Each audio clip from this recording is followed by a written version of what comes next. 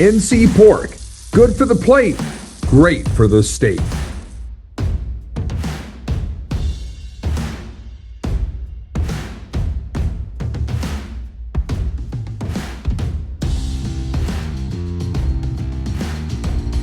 Welcome to This Week in College Football with David Glenn, powered by our friends at NC Pork. Thank you so much for joining us again this week for this edition of our Bold North State Football Daily series. I am Chris Edwards, so happy to be back with David here in year 3 of the quickly growing North Carolina Sports Network, which, thanks to you, now has more than 50,000 YouTube subscribers, a number that ranks in the top 2% in the entire world. So please click that subscribe button on YouTube or the follow button on our podcast and our various other social media channels if you haven't done so already.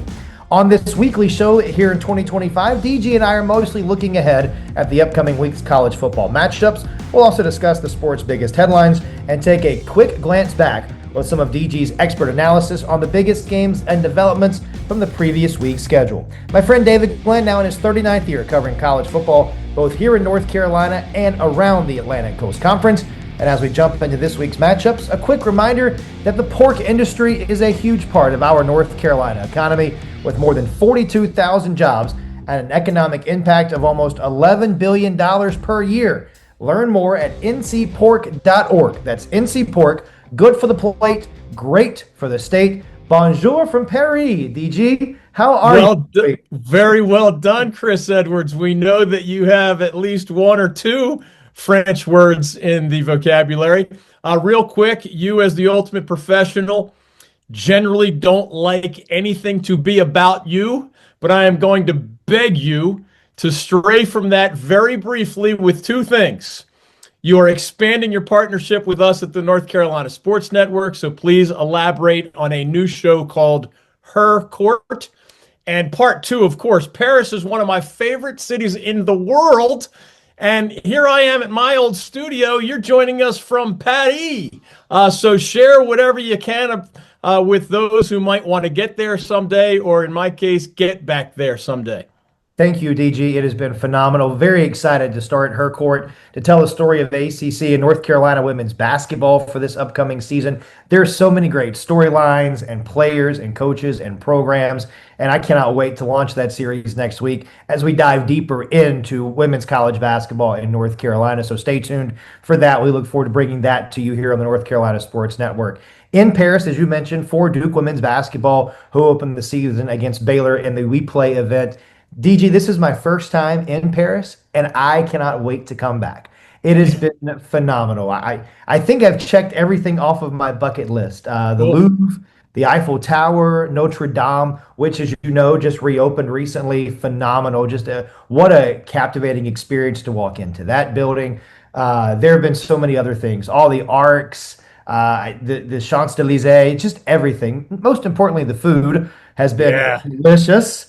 I have to tell you, I tried the escargot. I will leave the escargot in Paris, but I tried it, and the wine has been terrific as well. So if you're coming to Paris, highly recommend it. Hit me up on the social media. I think DG and I both have some places and some recommendations for you. So thank you for letting me opine. Let's get back to work this week. The big winners last week in Week 10 included Texas, Oklahoma, and SMU on the gridiron. Closer to home, NC State, Duke, East Carolina, UNC, Johnson C. Smith, UNC Pembroke, and Wingate all got big wins. We'll have more on last week's results coming up later in today's show.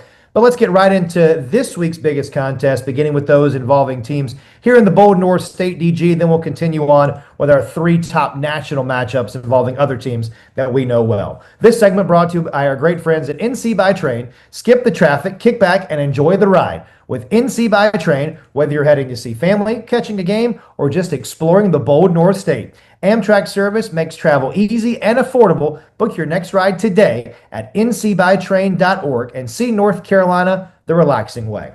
DG, we'll start with the Duke Blue Devils, 5-3 off that big win over Clemson last weekend. The Blue Devils on the road out of ACC play. They're at 6-3 UConn Saturday at 3:30 on CBS Sports Network. Manny Diaz's team opens up as an 8-point road favorite. Yeah, Chris, we do not often bring up the weather factor on this show, in part because we do record early in the week, which makes Saturday weather forecasts even more speculative and unreliable than usual. But I am not kidding or exaggerating when I say this. The only way UConn has a realistic chance to beat Duke in this game is if the weather in stores late Saturday afternoon is some combination of cold, windy, and nasty. Led by the Tulane transfer Darian Mensah at quarterback, Duke has one of the most prolific passing attacks in all of college football this season, and UConn's defense was absolutely torn up in all three of the team's losses this season. At Syracuse, back when the Orange had a quarterback, at Delaware, and at Rice. Unless the weather gets in the way, high winds and frozen fingers tend to favor the defense. Mensa will have a great chance to exceed his 320 plus passing yards per game average, which ranks number 2 nationally, and some combination of wide receivers Cooper Barkate, Quayshawn Brown, Samir Hagans, and Andrell Anthony could put up big numbers as well. Under fourth-year head coach Jim Mora Jr., formerly the head coach in the NFL of the Atlanta Falcons and the Seattle Seahawks, and at UCLA at the college level, UConn did go 9-4 last season, beating UNC in the Fenway Bowl, and the Huskies have been competent on both offense and special teams this season. However, the best win of that 6-3 start that Chris mentioned is either over 5-4 Buffalo or at Boston College of the ACC. And remember, those Eagles are 1-8 this year. Along with Notre Dame, UConn is one of only 2 independent programs in the entire FBS ranks right now. And the school's football squad basically hasn't had a home since the Big East stopped sponsoring the sport at the FBS level. Unlike the Fighting Irish, the Huskies have absolutely zero name recognition on the gridiron, and since making the jump from FCS to FBS back in 2000, they have only rarely been ranked, and they have never finished a season ranked in the national top 25 at the FBS level. In fact, their complete lack of a football pedigree, and in answer to a question I get a lot, it's a number one reason why the Huskies have never been a serious candidate for an invitation to join the ACC in what is, of course, nowadays a football-driven world. The Huskies are trying to change that, and they might post their second straight winning record under Coach Mara this season, but otherwise, football remains mostly a warm-up for what you mentioned a minute ago, basketball season in stores, where both the men's and the women's programs have been ranked among the best in the nation over, the past 3 decades at this point. Let's go a little closer to home this week, DG. Stanford is 3-6. The Cardinal making the cross-country flight to Chapel Hill to take on the 3-5 North Carolina Tar Heels Saturday afternoon at Kenan Stadium. 4:30 kickoff on the CW. Coach Belichick's team is an 8-point favorite in Chapel Hill. Yeah, 2 of the running themes of this show going all the way back to the summer months have been, number one, Bill Belichick's first team at UNC would have below average talent by ACC standards, and that simply getting to a bowl game would be a much more realistic goal than some of the lofty 9 or 10 win predictions that were emanating from many fans and even some media back in August. And number 2, that an unusual schedule would leave open the possibility that if the 2025 Tar Heels did get off to a rough start, which they certainly did, then they would have at least a chance to get a lot better in October and November if they stayed together through the adversity and avoided some of the chemistry problems that often come with losing football games in ugly fashion. Unlike most college teams, Carolina had 2 open weeks in a 3-week period that ended in mid-October, which left maximum practice time right before the more manageable latter portion of the Heels' schedule this year.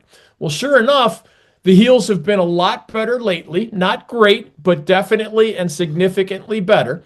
And 2 of Belichick's cornerstones, as his longtime NFL observers might have predicted, have been discipline and defense. UNC is among the 4 least penalized teams in the ACC. For all of Mac Brown's strengths and successes during his 2 tenures in Chapel Hill, that sort of team discipline was rarely among them. And this Tar Heels defense has put together 3 consecutive outstanding efforts, holding the Cal, Virginia, and Syracuse offenses to an average of just 11 points per game in regulation in those 3 games.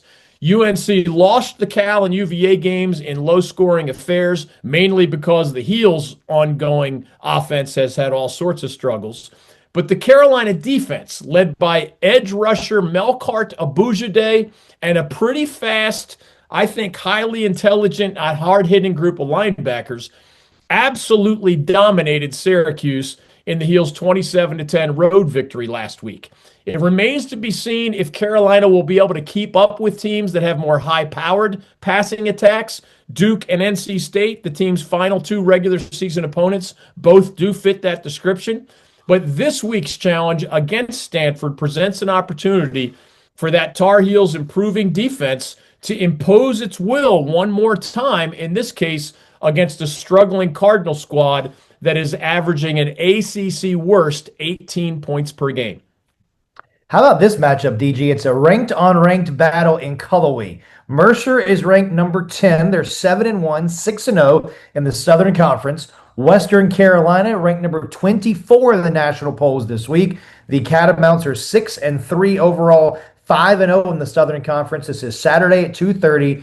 ESPN Plus has the streaming rights to this one. A battle for the 2025 Southern Conference Football Championship at stake in Cullowhee, and we will also be there with our Old North State tailgate and traveling sports circus. Yeah, we've taken that circus to Cullowhee one other time and had a great time, so it'll be fun to be back there. This matchup is a really, really exciting one for a lot of different reasons. First, as you mentioned, both are nationally ranked in the FCS polls, and one of them is going to be the Southern Conference football champion this year. The SoCon does not have a postseason championship game. So the first place finisher during the regular season is deemed its official champion and gets the league's automatic bid to the FCS playoffs. Western Carolina, based right here in Cullowhee, NC, has never won the SoCon football crown during its 50 years as a member of that conference, and it has only 1 trip ever to the FCS playoffs in its entire history. So this is truly a rare and very special opportunity for the Catamounts. They will not automatically clinch the title if they beat Mercer. There are still a couple of league games to play, but a win Saturday over the Bears would put Western in great position to, at worst, tie for the league title, and they'd have the tiebreaker over Mercer, obviously, if they win Saturday, and at best, just win it outright, which would be a truly sensational accomplishment for a traditionally downtrodden program. The other mesmerizing aspect of this matchup, at least to me, is that it pits one of the best offenses in the entire FCS ranks against one of the best defenses in the entire FCS ranks, with both of those units reflecting the team's head coaches. 5th-year Western coach Kerwin Bell, longtime offensive guru, 2nd-year Mercer leader Mike Jacobs, a longtime defensive guru. Quick side note, both of these coaches have been really fun guests on the David Glenn Show here on the North Carolina Sports Network. Coach Bell during his time with the Catamounts, Coach Jacobs back when he was the head coach at Lenoir-Rhyne, which he led to the Division II semifinals back in 2023, an accomplishment that led directly to the job offer he got from Mercer, and obviously he took the job with the Bears. Anyway, Mercer ranks 9th in the nation in scoring defense at only 17 points per game, but Western's offense, led by the dual-threat quarterback Teron Dickens, has averaged 41 points per game during its 6-game winning streak, with Dickens averaging an FCS best 367 passing yards per game with 26 TD passes and only 1 interception. Mike Jacobs, by the way, led Mercer to its first ever SoCon football title just last season. Now Kerwin Bell is trying to do the same with the Catamounts. This is a whopper of a collision that we have waiting for us in Cullowhee late Saturday afternoon. DG, as we wrap up this opening segment, are there other games involving at least one in-state team that are worth more of a brief mention this week? Yeah, 5-4 NC State is off this week. And so shout out to the Wolfpack for that huge victory over 8-0 Georgia Tech last week. We were there with our tailgate tour for that one as well. And we're actually going to get to the Wake Forest Virginia matchup, Chris, in our national segment here shortly. So there are only two other FBS games involving at least one of our in-state teams. On Thursday night, 4-4 Appalachian State gets to enjoy that national TV spotlight as the Mountaineers host their longtime rival, Georgia Southern, which is only 3-5. Again, that game in Boone, 7:30 Thursday on ESPN2. Each of those schools won multiple national championships when they were competing against each other in the FCS ranks. And now they've been FBS rivals in the Sun Belt Conference for more than a decade. Both have fallen kind of into the middle of the Sun Belt pack in recent years, but the Mountaineers have won 11 of 17 in this rivalry, and they're a 5-point favorite last I saw at Kid Brewer Stadium this year under the first-year head coach Dow Loggins. Meanwhile, this is only the third year that Charlotte and East Carolina, two of our state's 7 FBS programs, are both members of the American Conference, and it has been a major sore spot for Pirate Nation that the 49ers, who have existed as an FBS program for only 13 years, have won both of the head-to-head matchups against the Pirates in 2023 and last year, 2024. This year, thanks mainly to a consistently strong defense and a prolific passing game, 5-3 ECU is a massive 29-point favorite over the 1-7 49ers at Dowdy-Ficklen Stadium in Greenville, 3 o'clock ESPN Plus. And it would be shocking to see anything other than a dominant victory for the purple and gold in that one. At the FCS level, beyond the Mercer Western Carolina game we just discussed, the most noteworthy matchup this week is Elon hosting number 10 Rhode Island in a Coastal Athletic Association contest. 2 o'clock, Flow College with the streaming rights. The Rams were CAA co-champions last season, and they're 5-0 in conference play this year. So this is both a difficult game, but also a huge opportunity for Coach Tony Trisciani, our old friend, and the Phoenix of Elon. Finally, there are a couple of Division II games worthy of discussion this week, but we're going to get to those in our shout-out segment a little bit later in today's program. North Carolina pork isn't just delicious, it drives our economy. With more than $11 billion in economic impact and 46,000 plus jobs created, pork is essential to the bold North State. From the farm to your fork, we're raising the bacon, raising the bar. Good for the plate, great for the state. Learn more at ncpork.org. Welcome back to This Week in College Football with David Glenn, powered by our friends at NC Pork. Diving into our National Week 11 look ahead, brought to you by our friends at XL Moving and Storage, a family-owned Allied Van Lines partner here in North Carolina with more than 25 years of award-winning experience. Local, long distance, or commercial, they do it all. Learn more and get a free quote at excelms.com. That's XL Moving and Storage. This week, our national spotlight includes one more intriguing game involving an Atlantic Coast Conference contender, one matchup from the mighty Southeastern Conference, and one famous rivalry that has been played for almost every year for nearly a century. DG will start in the Commonwealth of Virginia, where the 12th ranked Hoos are back at home, 8-1 overall, taking on 5-3 Wake Forest. This is a 7 o'clock Saturday night game on ESPN. No surprise, Virginia a favorite. They're 6-point favorites in Charlottesville. Chris, a little later in this segment, I am going to ask a question. It will be rhetorical, so it's in your best interest not to answer my rhetorical question. It'll become very obvious in a few minutes what I mean. This rivalry, Wake, Virginia, has taken some wild pendulum swings just in my time covering it. And whereas both teams have a lot to play for in this matchup, Virginia actually has a chance to make history. The Cavaliers have been playing football since the late 1800s, meaning for more than 130 years, and they have never won 8 games in a row within a single season. Since they are carrying a 7-game winning streak into this contest against Wake, there is a chance history will be made Saturday night in Charlottesville. regarding the pendulum swings I mentioned. From 1984 through 2007, UVA won 20 out of 21 matchups between these schools. However, Wake has now won 5 of the last 6 head-to-head in this rivalry, the only exception being the Wahoos' 31-30 nail-biter victory last year in Winston-Salem. Virginia is not a dominant team this season. There are many major team metrics that have the Cavaliers ranked outside the top 40 nationally.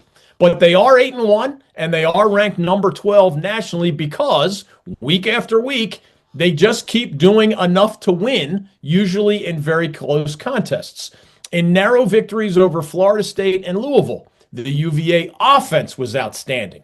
Sixth-year senior quarterback Chandler Morris, a North Texas transfer with previous stops at Oklahoma and TCU, is a high-energy, dual-threat guy and an emotional leader, and he gets plenty of help from senior running back Jamari Taylor, the North Carolina Central transfer, and also transfer wide receivers Trell Harris, Jamal Edrin, and Cam Ross. Ross is also an extremely dangerous return man. Chandler Morris has taken a ton of big hits this season, and his performance has actually just come back to earth a little bit lately. So it will be up to Wake's typically outstanding defense this season to try to continue that trend. Meanwhile, over UVA's last 3 games, lower scoring wins over Washington State, UNC, and Cal, the Wahoos have won more with their defense, led by sensational junior linebacker Cam Robinson.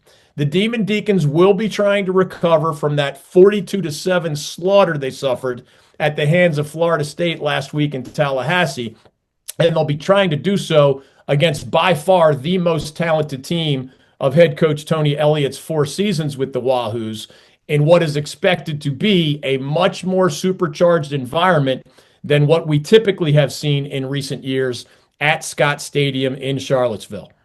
All right, DG, to the Southeastern Conference now, where LSU has an interim head coach. The Tigers are 5-3, and they get a date with 4th-ranked Alabama. The Crimson Tide 7-1. They'll play Saturday night at 7:30 on ABC.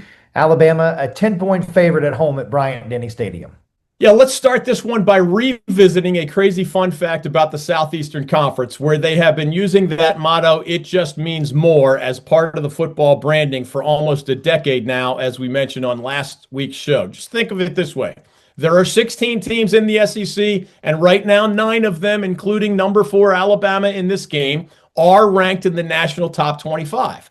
Whether you love or hate the SEC, 9 out of the 25 is a mighty impressive accomplishment. Meanwhile, among the 7 schools that are not in the national top 25 from the SEC, 4 have already fired their head coach during the ongoing season. Arkansas with Sam Pittman, Florida with Billy Napier, LSU with Brian Kelly, and most recently, Auburn with Hugh Freeze. The only 3 other guys near the bottom of the SEC standings, Shane Beamer at South Carolina, Mark Stoops at Kentucky, and Jeff Lebby at Mississippi State, have gotten absolutely ripped by their own fans on a regular basis this season, although at least for now they still have their jobs. To recap, SEC, 16 schools, 9 are in the top 25, and the other 7 have coaches that have either already been fired or are on the hot seat. In the end, I think that ultimately means that in all the ways, good and bad, it probably does mean just a little bit more in the SEC, especially during football season. Now for my rhetorical question regarding the LSU-Alabama game itself. Rather than analyzing the game, I pose this. Which state elected the less useful idiot? Louisiana with Governor Jeff Landry, the guy who ridiculously inserted himself into the LSU football coaching change recently, or Alabama with Senator Tommy Tuberville, the former football coach at Ole Miss and Auburn and Texas Tech and Cincinnati.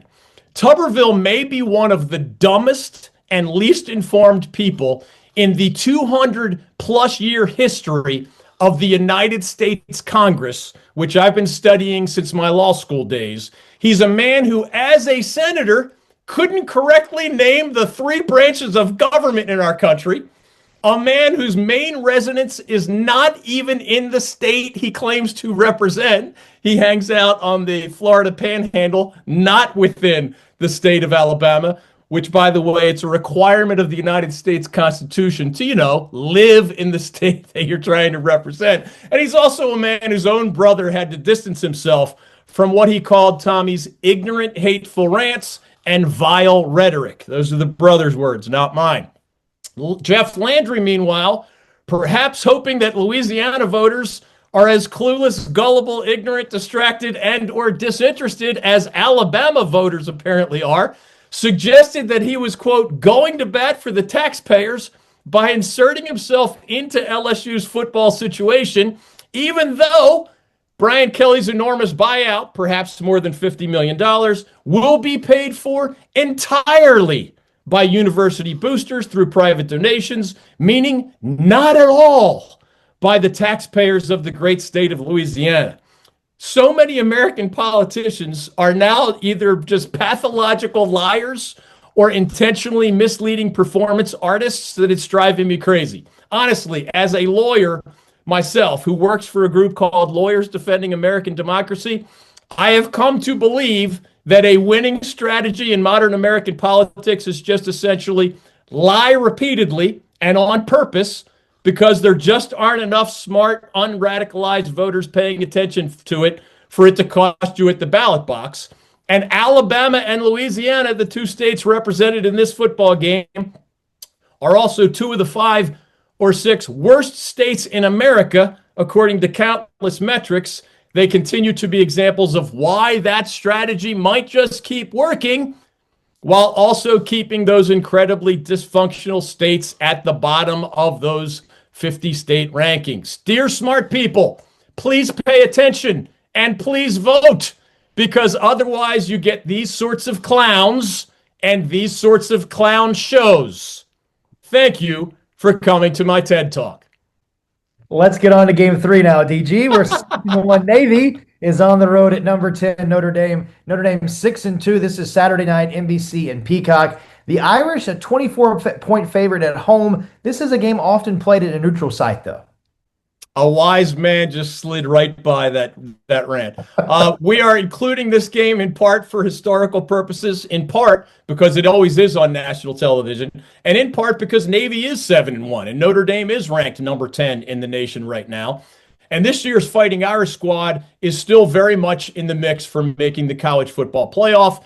If they do, that would be the second year in a row for the Irish. The historical angle boils down to this. Believe it or not, 100 years ago, Navy and Notre Dame were two of the best programs in the entire nation. Not kidding. The midshipmen captured their first and only claimed national championship in 1926, 99 years ago, back when the various polls and rating systems sometimes cranked out multiple national champions in any given season. Meanwhile, the Fighting Irish won their first 2 claimed national titles in the 1920s as well, in their case under the legendary coach whose name everyone knows, Knute Rockne. Fast forward to the 21st century, and Navy has not finished in the national top 10 since 1963, when the Middies had a quarterback named Roger Staubach, who won the Heisman Trophy. And the Fighting Irish have not won a national championship since 1988, when legendary coach Lou Holtz led them to a 12-0 campaign. Over the last 60 games in this Navy-Notre Dame rivalry, the tally has been 56 victories for the Irish and just 4 for the midshipmen. The Fighting Irish have won 12 of the last 13 matchups, including the last 2 by lopsided margins, 42-3 and 51-14. The Middies have been improving under third-year head coach Brian Newberry, formerly the team's defensive coordinator, going from 5-7 in 2023 to 10-3 last season to that 7-1 start that Chris mentioned this year. Navy wins mainly when teams have trouble with its triple option offense, which for the second year in a row has quarterback Blake Horvath, now a senior, at the controls. Meanwhile, under fourth-year head coach Marcus Freeman, Notre Dame has just gotten better and better since opening the season, remember, with back-to-back losses at Miami, then against Texas A&M. Led by redshirt freshman quarterback A.J. Carr and a much improved defense, the Irish have posted 6 straight victories now, all by double digits, including against Boise State, NC State, and nationally ranked Southern Cal. If Notre Dame can win out against a very manageable remaining schedule, Navy, then at Pitt, then Syracuse, then at Stanford, the Irish would be 10-2 and at least a candidate for this year's 12-team college football playoff. It will be interesting to see if Notre Dame goes for some style points down the stretch with their margins of victory, because as impressive as a 10-game winning streak would be, the Irish's only top-level victory this season may be that one over USC. So even a pretty 10-2 record might put you right on the margins. Hey, North Carolina, David Glenn here. If you want a real taste of Wilmington, NC, head to the Original Saltworks restaurant, owned and operated by local legend Bob Hubbard, who's also a great friend of the DG Show and the North Carolina Sports Network. The Original Saltworks has been serving hot, hearty Southern breakfasts and lunches since the 1970s. Whether grits, omelets, biscuits, burgers, hot dogs, or sweet tea, the Original Saltworks is a truly satisfying, bold North State experience. It's fast, it's fresh, it's full of flavor, and it's always served with a smile. Open for breakfast and lunch 7 days a week, always starting at 7 a.m. It's the Original Saltworks on Oleander Drive in Wilmington. Welcome back to This Week in College Football with David Glenn, powered by NC Port. DG, we're going to dive into our coaches and quarterback segment now. It's brought to you by our friends at Lawson Insurance, who last year celebrated their 50th anniversary of helping DG and many other North Carolina citizens and businesses with their personal and commercial insurance needs. You can reach out to the brothers, Ken Miller and Michael Lawson. Like us, they're all huge sports fans. Give them a call at 919-846-2090 or search Lawson Insurance online. We discussed, DG, the quarterbacks last week, so we'll go back to the coaches topic this week. With 1 month remaining in the regular season, who are your top candidates for 1, the ACC Coach of the Year, and 2, more broadly in North Carolina, among our 32 NCAA football teams at all levels, who is the bold North State's Coach of the Year? Well, Chris, my bottom line for both of those Coach of the Year honors is that it should recognize someone whose team did something truly special. Sometimes the media will vote for a guy whose team was picked to finish near the bottom of the standings, and then his team maybe goes 8-4 instead of the expected 4-8. I'm not saying that's not an impressive accomplishment. It can be, but I am saying that 8-4 is almost never going to be good enough for my personal Coach of the Year vote. In the ACC, for most coaches, if you can get your team to the ACC championship game this year, that's a special accomplishment. For many programs, just finishing in the top 25 is a special accomplishment. Right now, there are only 3 ACC head coaches who have their teams both in the top 25 and in contention for a trip to the ACC title game. Those 3, Virginia's Tony Elliott, Louisville's Jeff Brom, Georgia Tech's Brent Key. 3 additional guys, Rhett Lashley of SMU, Manny Diaz of Duke, and Pat Narduzzi of Pitt, also still have a path to the ACC title game, potentially, so I am not counting those guys out for this honor just yet. Here in early November, Virginia's Tony Elliott is my midseason ACC Coach of the Year. The Cavs are 8-1, 5-0 in the ACC, and ranked number 12 nationally. This is his 4th season in Charlottesville, and his first 3 years all ended with losing records. So he faced an especially difficult job culture-wise, and he's obviously pulled that off with flying colors so far this season. He does need to finish well to earn my postseason Coach of the Year vote, the one that actually counts.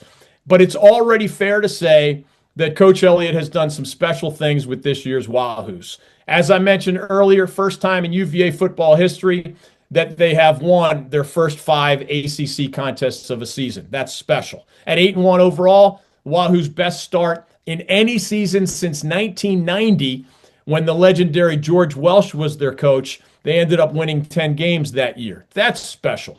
If the Cavaliers beat Wake Forest this week, it would be that first time ever. Again, they've been playing football since the late 1800s, that they won 8 consecutive games within a single season. That would be special for Tony Elliott as well, obviously. Last thing on this, I have those 6 ACC Coach of the Year candidates, and they lead the 6 teams that are best positioned at this moment to make a run at the ACC title. One fun part of the November schedule here is that there are head-to-head games involving all 6 of those contenders. Duke hosts Virginia on November 15th. Louisville visits SMU on November 22nd. Pitt visits Georgia Tech on November 22nd. Those head-to-head matchups will play huge roles, obviously, in who makes the ACC title game. They'll probably play huge roles in the ACC Coach of the Year conversation as well. Here in North Carolina, to answer part 2 of your question, I see 5 prominent candidates for the prestigious Bold North State Coach of the Year honor. And in each case, the coach still has his team in contention for a possible conference championship. The 5 guys are Manny Diaz of Duke, Blake Harrell of East Carolina, Kerwin Bell of Western Carolina, Maurice Flowers of Johnson C. Smith University, and Mark Hall of UNC Pembroke. My mid-season vote would go to Kerwin Bell of the Catamounts, but we're going to elaborate on all 5 of those coaches and their teams in our shoutouts segment right after this. Hey folks, DG here. When I want authentic Italian food served with a side of NC State tradition, I head to Amedio's restaurant.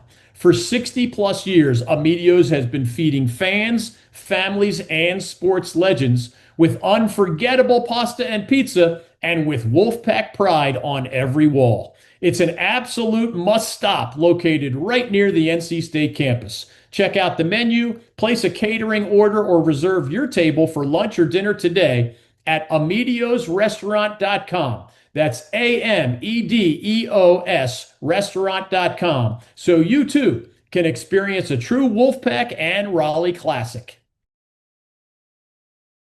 Welcome back to This Week in College Football with David Glenn, powered by our friends at NC Pork. Finally, DG, as we always do, we like to offer some quick mentions about those making positive headlines on the gridiron, especially in the ACC or across the Bold North State. So with that in mind, it's time for our weekly fun facts and shout-outs, brought to you by our good friends at Jimmy's Bar and King Neptune Restaurant in Wrightsville Beach.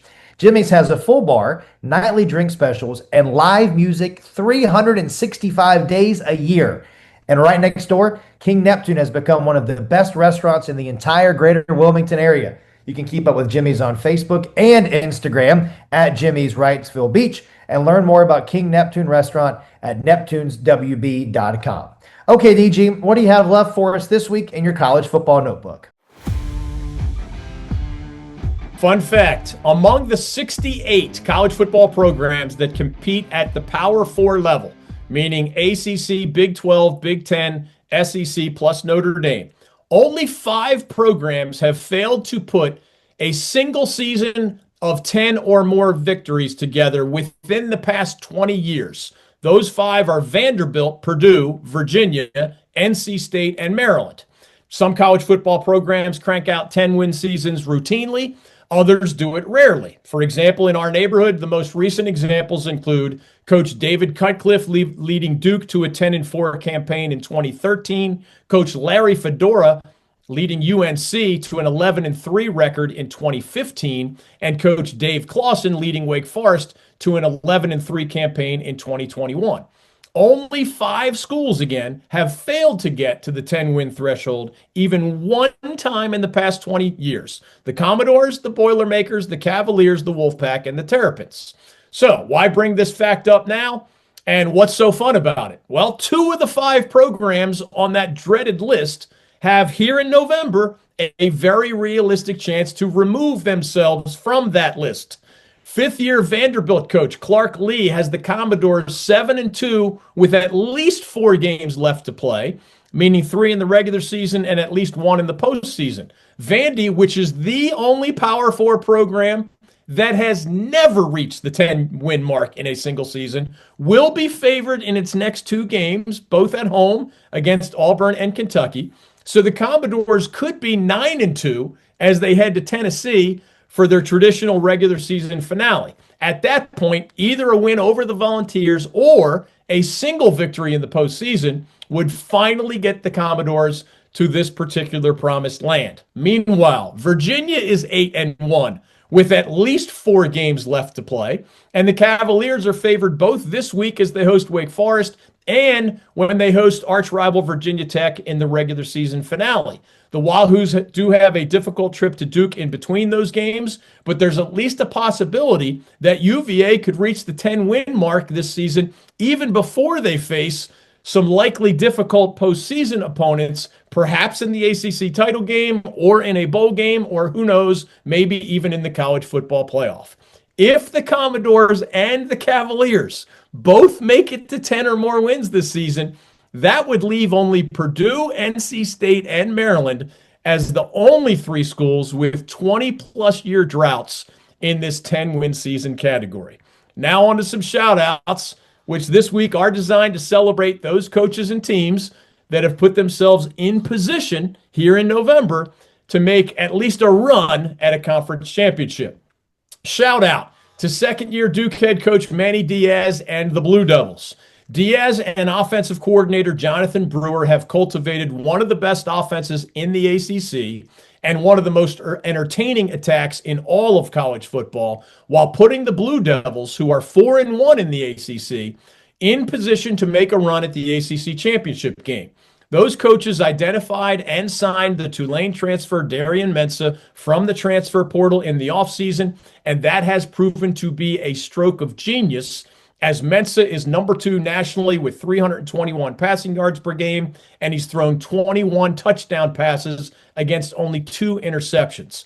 Among the other standouts for the Devils this season, right tackle Brian Parker II, wide receiver Cooper Barkate, a Harvard transfer, the true freshman running back we've mentioned, Nate Shepard, senior defensive end Vincent Anthony Jr., and senior cornerback Chandler Rivers, a recent guest on the David Glenn Show.